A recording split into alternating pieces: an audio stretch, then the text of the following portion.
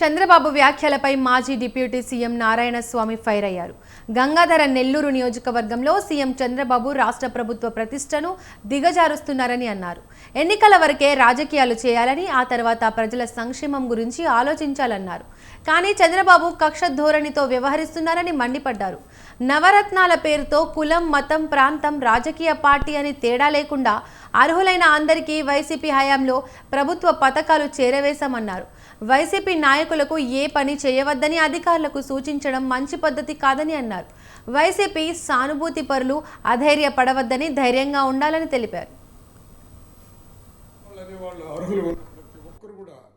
ఏ party అయినా ఉన్నాయి, ఏ కులమైనా ఉన్నాయి, ఏ మతమైనా ఉన్నాయి, మనకు సపోర్ట్ చేయకుండా పోని అర్హులు ఉండే వాళ్ళకి అందరికీ కూడా నవరత్నాలు ఖచ్చితంగా చేరాలని ఆయన ఆదేశాలు ఇచ్చినప్పుడు ఏ విధంగా లబ్ధి పొందారో ప్రజలందరూ కూడా గుర్తించాల్సిందిగా నేను ప్రజలు కూడా విజ్ఞప్తి చేస్తున్నాను.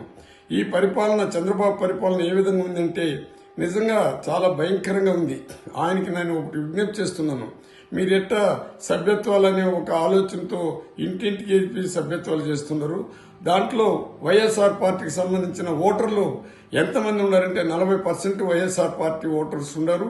వాళ్ళందరికీ కూడా నువ్వు పేర్లు రాసుకొని నీ కార్యకర్తలు పంపించి, ఎందుకంటే ఆ కార్యకర్తలు లేకపోతే నువ్వు గెలవుండవని మాట మాట్లాడుతున్నావు.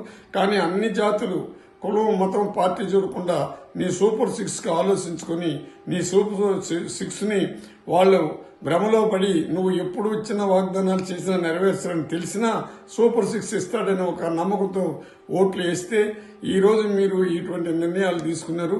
మీరు మళ్ళీ నేను చంద్రబాబు చెప్తున్న ఈ 40% ఓటర్ని ఏ విధంగా ఐడెంటిఫై చేస్తారో చేసి మమ్మల్ని అందరినీ కూడా ఏపీ నుంచి, అంటే ఏపీ అంటే మన ఆంధ్రప్రదేశ్ నుంచి ఎక్కడైనా పాకిస్తానానికో బంగ్లాదేశానికో పంపించే కార్యక్రమాలు కూడా చేయండి.